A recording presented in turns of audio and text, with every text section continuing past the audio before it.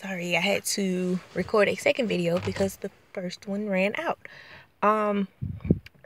But just to sum things up, I do believe that that play sparks imagination, and purposeful play, solitary play, all of those do have some value of sorts to the child to play.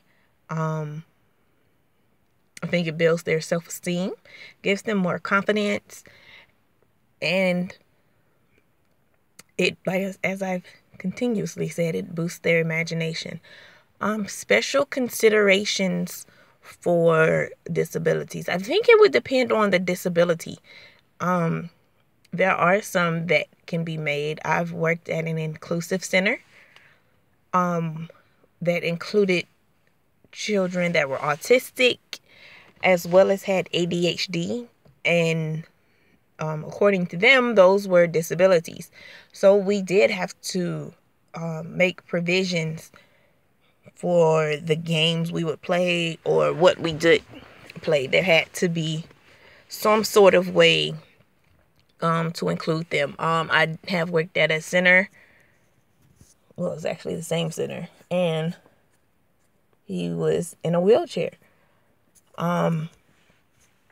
We made provisions for that as well.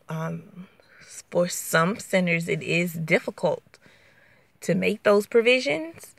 But every day outside play, I think it would be very easy to make provisions or have special considerations if someone has a disability.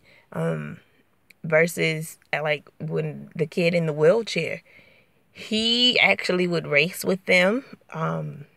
He would play tag. Yeah. Wow. Yeah, he would play tag, but he was always just mobile at times. It didn't really seem to bother the kids that he was in a wheelchair, or even with the autistic kids.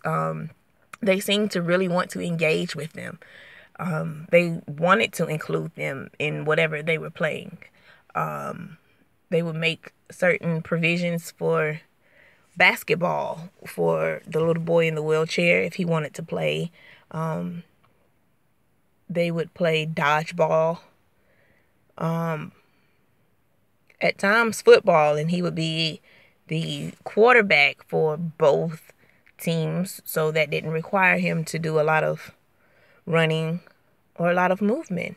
So yes, play is valuable. It sparks imagination, and special considerations